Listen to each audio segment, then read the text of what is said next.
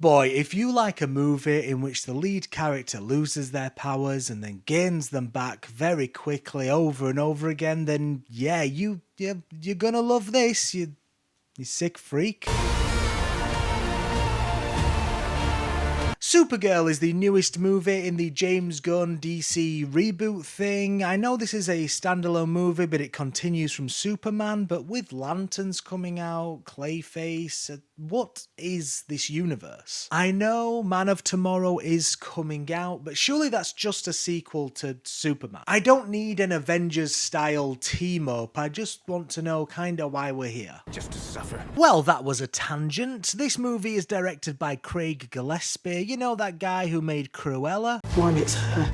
I beg your pardon. It's not her. That was definitely a movie. Oh, and I, Tonya, which is an actual real movie, which, you know, good for him. Supergirl stars Millie Alcock as the titular Supergirl, as she is kinda sad but sassy, does some things, learns some lessons, and then the movie ends. Nailed it on the first guess. That's right, call me Jeremiah Johns, because that intro was slick and wonderful. I'm pretty much a professional at this point, I'm sure you agree. Fuck you. So, after all the build-up of people screaming at each other, the lead actress doing her best Rachel Zegler impression, reporters asking questions about Supergirl being gay, so the actress has to say yes because if she didn't, people would call her a bigot, Snyder Bros hating on James Gunn still for some reason. How is the actual movie?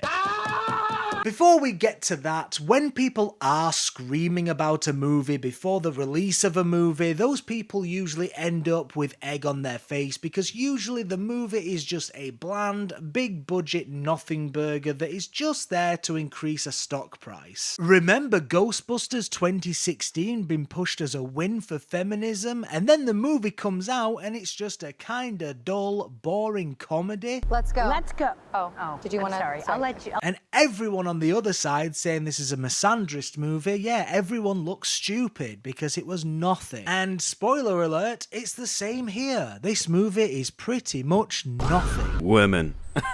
To start things off, everyone is fine in the role. Alcock does the sassy loner type thing well enough, I guess. It's not a standout like David Corenswet as Superman, who elevates his own movie, but it's fine. Jason Momoa is Jason Momoa, but fatter as Lobo. You're just a fat kid.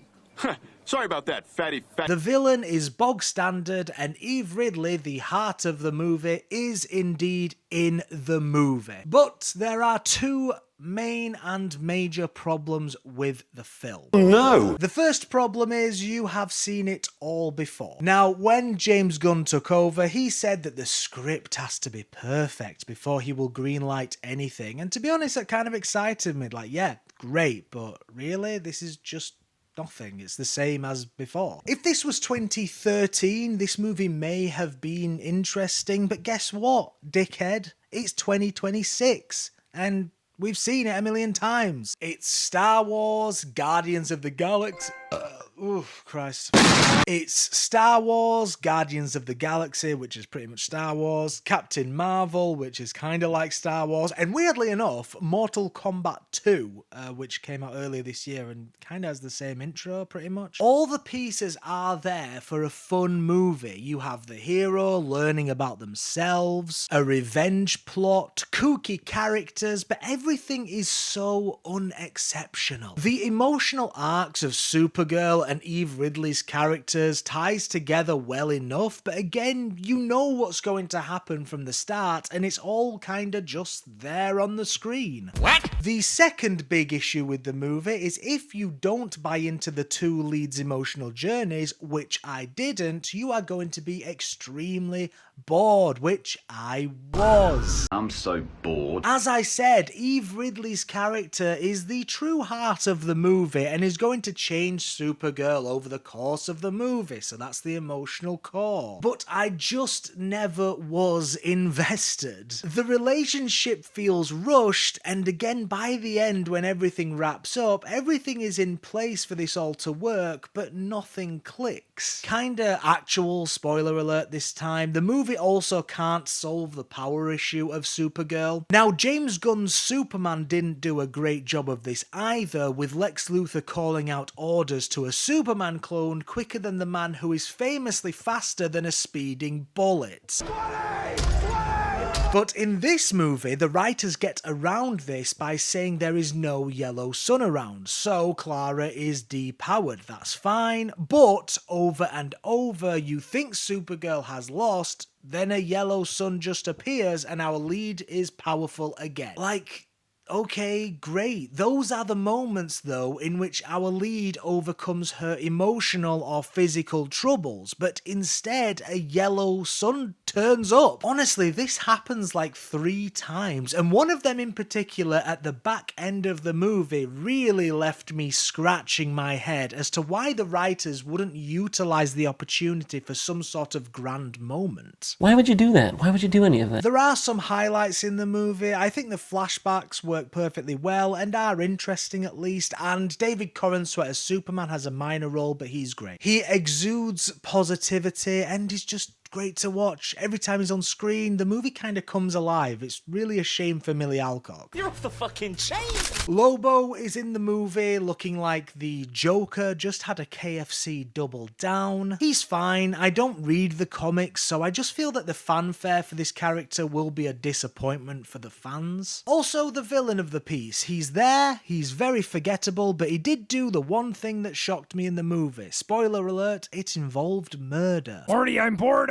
I'm gonna kill you. The movie opens really strangely as well, with Supergirl like partying and shit, and then cuts to the bad guy plot, then back to Supergirl. Like, what the fuck? Just open with the bad guy. Okay. Oh, and there are jokes, obviously. It's a comic book movie. Can't have a comic book movie without jokes. I'm sure that Clayface movie is gonna have some weird one-liners in there as well. The jokes are fine. There is some cute stuff and some fun stuff on a bus mainly, with a character that I'm pretty sure was voiced by Seth Rogen, but most of the jokes don't really land. But for me, that's pretty normal with these kind of movies, so that's your own judgment. This is a really frustrating movie to talk about because it's nothing. It's really bland. You can't really say anything. And I can see people having fun with it because it's like the ultimate time passer. It's not very offensive in any way. You know, you have a few laughs, some fun action, I guess, and you get the point of the movie, but that's it. It's just kind of there. What? And honestly, I need to talk about the marketing of this movie and the way people are talking about it as if it's not a extremely shallow popcorn movie is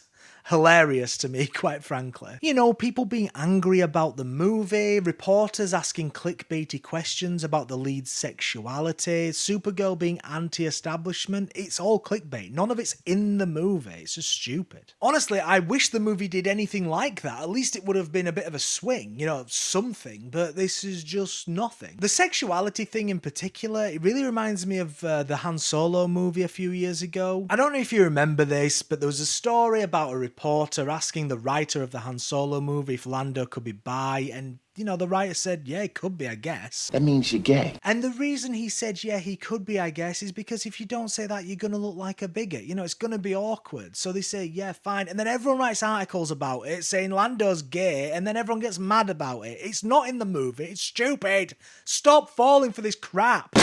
And reporters, stop doing this crap. Judge the movie. Stop making it. This is a bog standard movie in which the character is emotionally broken, not really anti-establishment, and then gets kind of healed, but it's just not very good. Like I said, I can see people having fun with this, but I was mainly bored and almost fell asleep. So I give Supergirl a 4 out of 10. A 4. It seems harsh, but I'm going with it. Also, my main message is just wait for the movie to come out and then judge it as a movie. Thanks for watching. This video is sponsored by Keir Starmer. I'm not gay, but if I was, I would want equal rights. I'm not gay, but if I were, I would marry who I like. It's not fair, I'm not gay.